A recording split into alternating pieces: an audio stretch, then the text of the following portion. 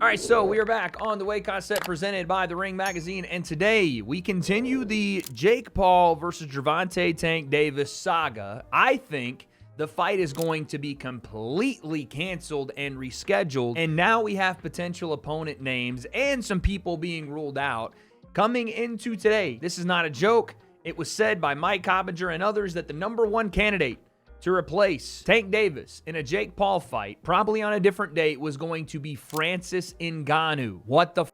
But we have an update on that and other potential names that Jake could fight. Again, I think on a separate date, and why I think the Jake and Tank fight is completely off. No more, maybe, no more, we don't think it'll happen. I think it's completely off, and they're moving on. We're going to talk about all of it. What do I mean? The breakdown. Let's go. Before we do that, guys, I want to say a big thank you to the sponsor of today's video, First Form. Folks, I use First Form for pretty much all of my supplement needs, and I do so because I'm in the big 30s now. That's right, I'm UNC status, and because of that, I am taking a little bit longer after gym sessions to recover, or I'm taking a little bit longer during gym sessions to warm up and recover, and when I do that, I don't want to just have a great workout and then completely take it away by using the wrong supplements or by not keeping a healthy diet. And one of the things that helps me keep strong and keep going on is First Form's Formula 1. Formula 1 is a pure whey isolate that allows my muscles to recover after a hard workout, because it means nothing if I'm going to work hard and push myself to my limit. If I'm not recovering in the right way, it all goes away. Formula 1 is an HSF certified product from First Form, which essentially tells you it's been tested and scrutinized to the highest degree, and it's safe for use for you and your loved ones. With 23 grams of protein in every single bottle of this Formula 1 and a just delicious chocolate milkshake taste, I get to work out and feel great knowing I'm replenishing what I lose in every single session. Now, maybe it's not Formula 1 you're into. Maybe it's the OptiGreens 50. Maybe it's level 1 bars or shake. Maybe it's the creatine. Maybe it's whatever you would like from First Form. You can take advantage and get a leg up on your supplementation today by clicking the link in the description. And when you do so and spend $100 or more, you're going to get free shipping on all your First Form products being sent to you. And folks, I have no doubt you're going to be satisfied with all the high-level supplementation, with all the great things that First Form has to offer. But let's just say you try it for 30 days and you don't like it. First Form will send you a 110% guaranteed refund if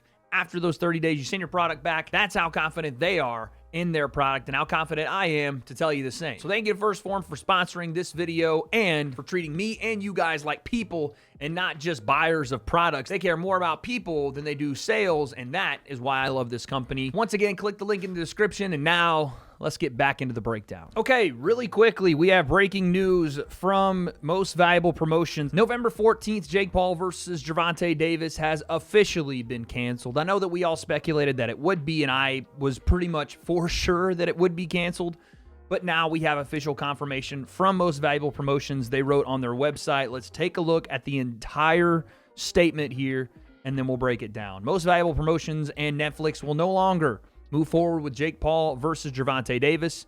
Plans remain for a Jake Paul headlined event on Netflix in 2025. Most Valuable Promotions and Netflix have announced that Jake Paul versus Gervonta Davis, originally scheduled for Friday, November 14th at the Kaseya Center in Miami, Florida, will no longer be moving forward. Quote, "Our team has worked closely with all parties to navigate this situation responsibly," said Nikisa Badarian, CEO of Most Valuable Promotions. "While we will not be moving forward with this event, our plan still remains for Jake Paul to headline an event on Netflix in 2025. Details regarding new date, location, Jake's opponent, and additional bouts will be shared as soon as they're finalized. We thank Netflix, the Kaseya Center, and the Seminole Hard Rock Hotel and Casino for their partnership. Most Valuable Promotions appreciates the continued support and understanding of our athletes, partners, sponsors, and fans as we work to finalize updated event plans. For fans who purchase tickets via Ticketmaster for Jake Paul vs. Gervonta Davis event, will get an automatic refund through their original point of purchase within 14 to 21 days. Fans who purchase through secondary markets should contact them. For ticket assistance, please contact ticketoffice@heat.com. MVP thanks everybody for their patience and looks forward to delivering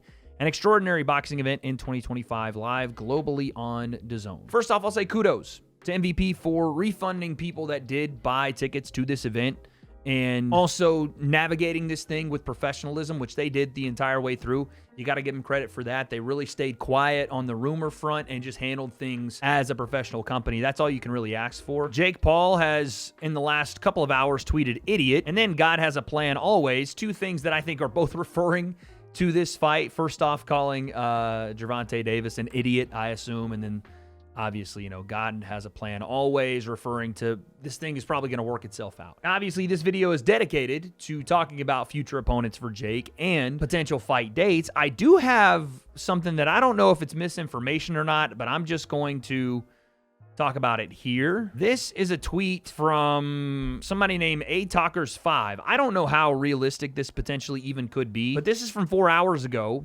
They said 2 of the female bouts scheduled for Jake Paul versus Gervonta Davis undercard are now scheduled for December 14th on the IBF website. Looks like the event's going to be pushed back a month. This isn't anything official. I don't even know if this guy has any actual credible information. And I will say, when you go to the IBF's website, you see IBF female junior featherweight Alicia Baumgartner taking on Leila Bowdoon. This was the fight that was supposed to happen. It's now scheduled for December 14th. I don't know if this is breaking news, but also another female fight on the undercard scheduled for December 14th.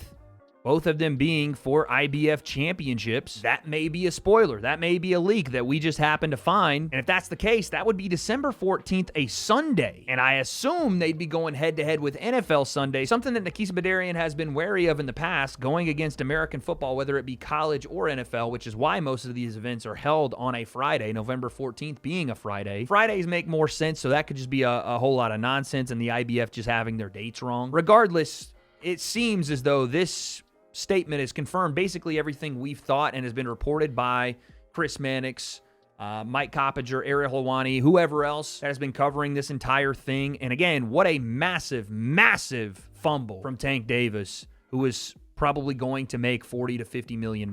Sources tell The Ring's Mike Coppinger December 12th and December 19th are amongst dates being explored for Paul's next event.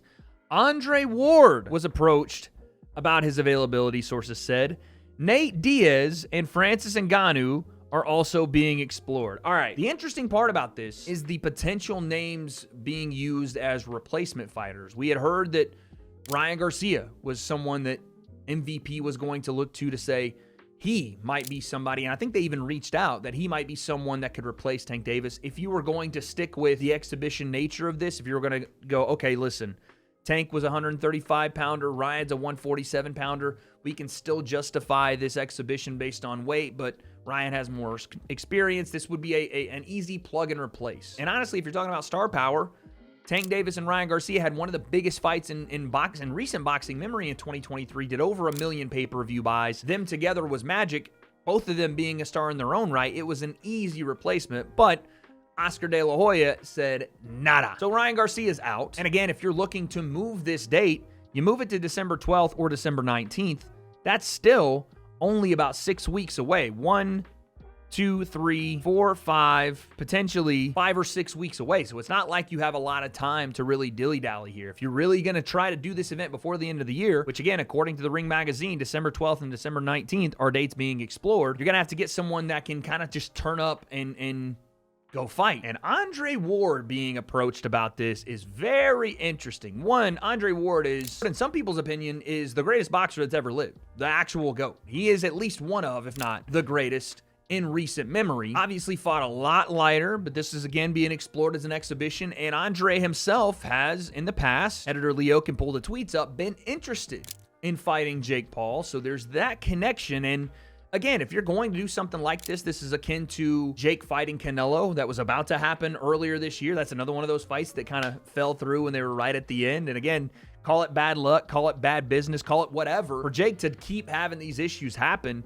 and it's not necessarily his fault, it's got to be just a massive letdown for him trying to make these big-time marquee events. I can't blame him for it, but it just keeps happening, it feels like. I can't blame him for it. He's not doing anything wrong other than just trying to make the events happen, but he's got to feel some type of way about these things just continually falling through and just flopping. And then you had Francis Ngannou's name be thrown around, and that one right there, I know the way that the boxing and MMA scene works around Jake, everybody would be interested in that fight because that would be the one that people were like, finally, Jake is going to get knocked out. Finally, this is the fight where we can actually tune in and watch Jake get obliterated. That's how the people would think about that fight. And on the surface of it, it almost is bewildering in the same way Jake and Tank is bewildering because of the massive size difference that Jake would even ask for that fight. But apparently, that's exactly what happened, as Francis Ngannou is now on record saying they did reach out to him for a fight. So, Francis, we see your name popping up as a potential replacement for Gervonta Davis. We had to go right to the source. What can you tell us? Is there any possibility that Francis Ngannou will step in for Gervonta Davis and fight Jake Paul? No, there's no such of thing happening. Basically, like well, shit.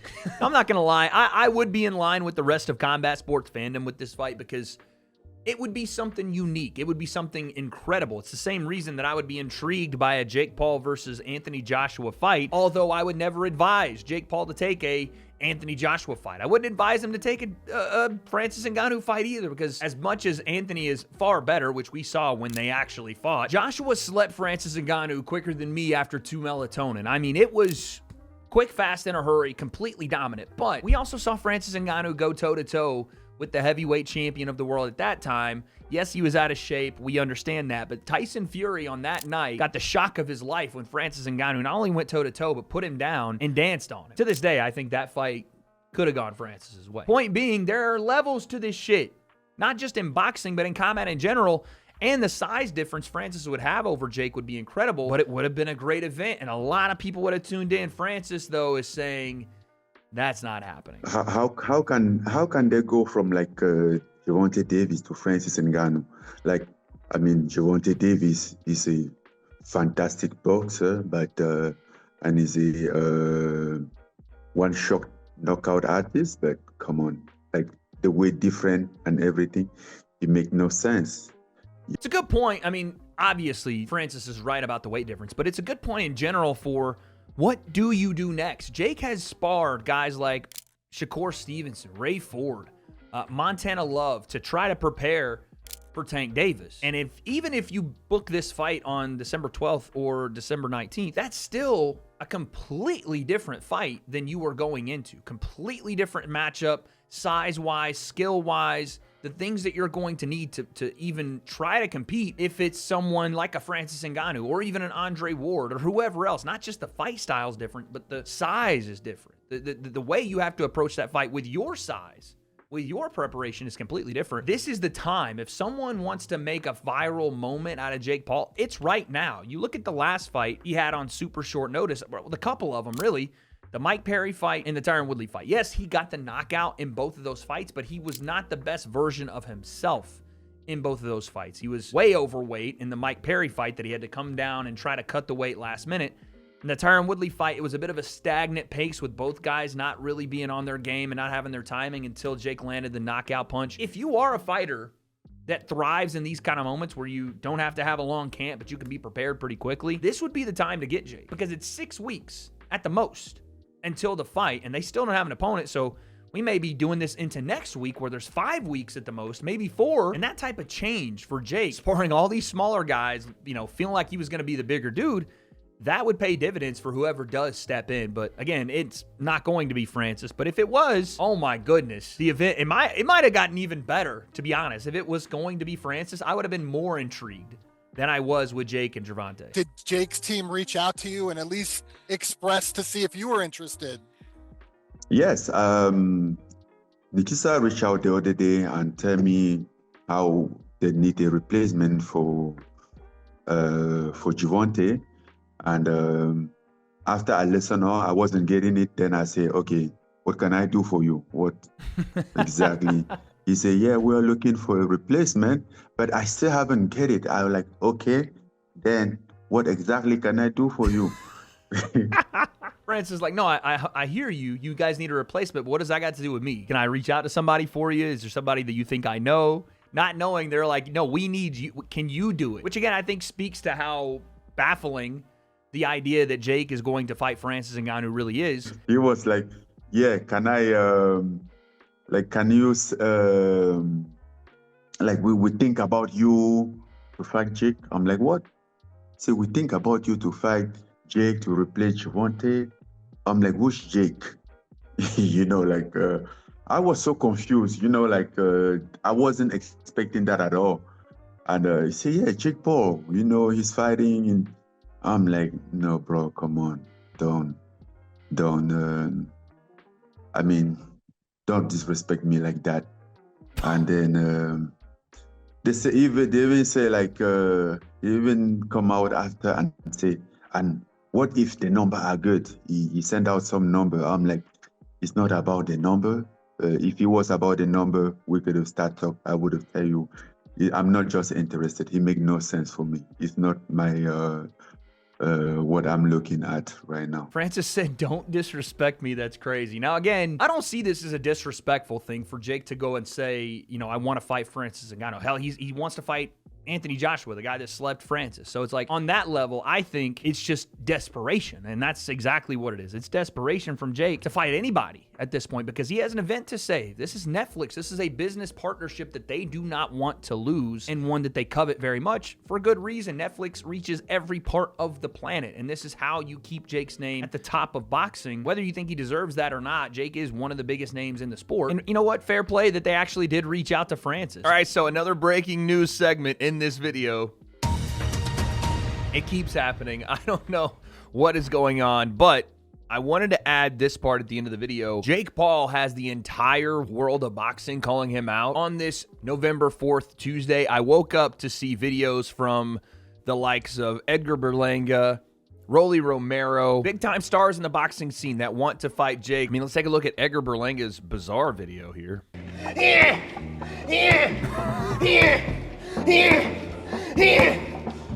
Hey, Jake, pick up the phone, champ. I've been calling you. Pick up. Let's make the fight happen. Pick up the fucking phone, man. Stop playing. Fucking Jake.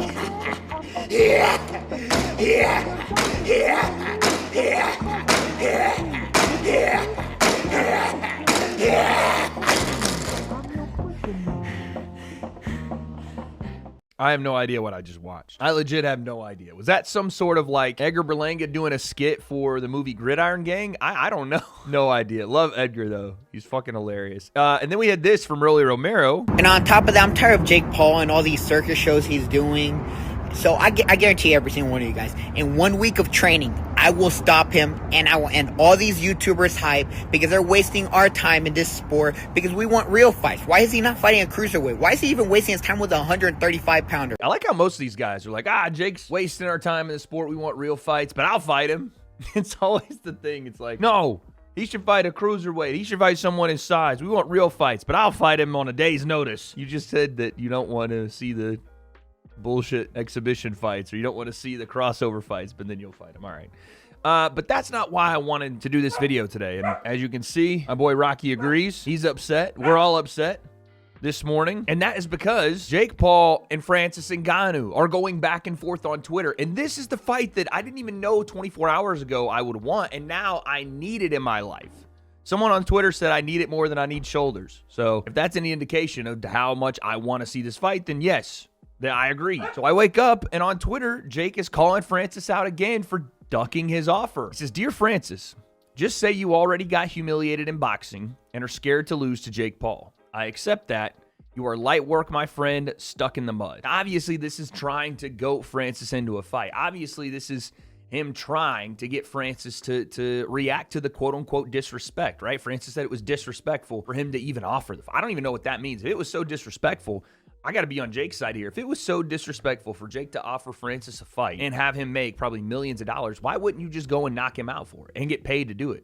Handle the disrespect by going and getting it done. I know Francis may not want to be associated with that side of boxing, which is, you know, the Jake Paul fights, and he can think it's disrespectful, but I don't see it that way. I see it as, again, a very green boxer in Francis Ngannou who went the distance of his fight with that time the WBC heavyweight champion. You could argue beat him, and then got absolutely destroyed by Anthony Joshua. Yes, he has fought high-level competition for like 12 rounds, the highest level, world level, something Jake's never done. But he's still very green.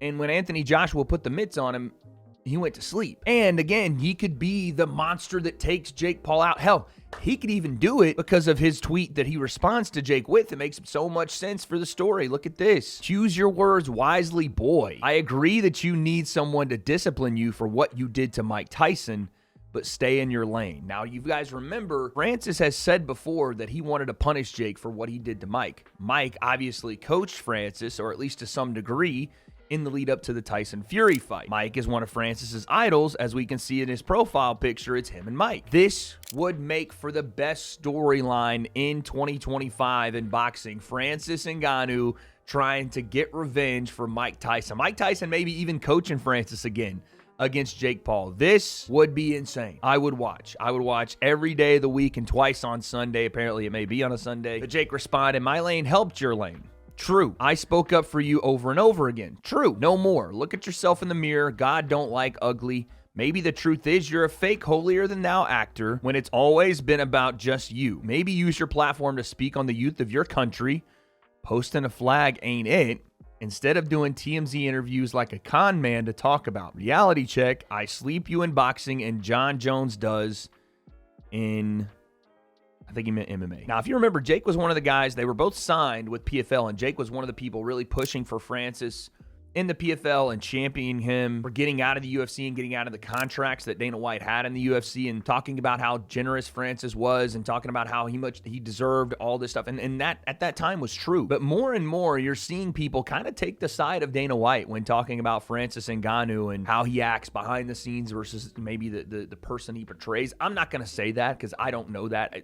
To me, Francis, I've met Francis before. He seems like the most genuine, sweet, nice guy. And I am happy for him that he got to go and make millions of dollars doing boxing and, doing his PFL stuff, whatever. But they used to work together, and now all bets are off. Not now, no more friends in the industry. Jake said, you're a fake, holier-than-thou actor when it's always been about just you. Maybe use your platform to speak on the youth of your country.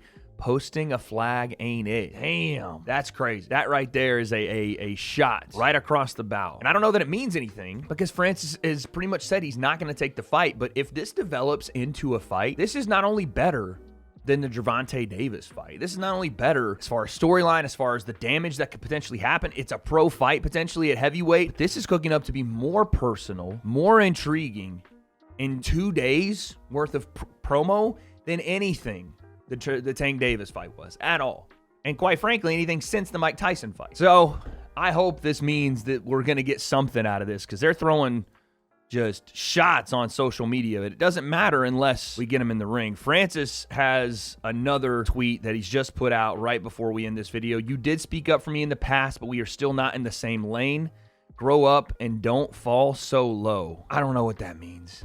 I mean, again, Jake is taking some real shots at him there. But I just, the entire thing was they privately reached out to Francis Ngannou, and Francis went on TMZ after he was privately reached out to and called it disrespectful and said, don't disrespect me like that. Francis is the one that went public with this. Francis was the one that was like, I'm too good to fight Jake Paul, or I'm above this. And that's when you invite this kind of back and forth. If he would have just kept it like, hey, you know what, respectfully, I'm not going to do that. I'm doing some other things. Then you could have made Jake look like the asshole in this situation. But when you come out and you're like, that's disrespectful to me. They were offering me, and I was like, okay, what do you need from me? Like, it was, Francis was above that. And again, he may be. But when you go out and do a TMZ interview off of it, when Jake and them did this privately, and you confirm that you did not take the fight, there's nothing really I can say other than if you felt so disrespected by it, why wouldn't you just go and knock him out? Why wouldn't you just go and do it? Andre Ward apparently doesn't feel so disrespected that he's out doing TMZ interviews. You know what I'm saying? None of these other boxers that are above Francis's level, a world champion level fighter like Rolly Romero, Edgar Berlanga. Okay, Edgar, I don't know. But they don't feel super disrespected by it. And again, I'm not saying you have to equate one thing to another. Francis' story is just not making a lot of sense here. First, he's it's disrespectful. Let me laugh it off. Now, don't be so low. I'm taking the high road. You guys let me know what you think. This thing keeps evolving. I want it more, maybe because I can't have it. It's probably not going to be the fight. But what happens with Francis Ngannou and Jake Paul? What happens with Jake Paul's event? Don't have those answers, but I guess we'll find out.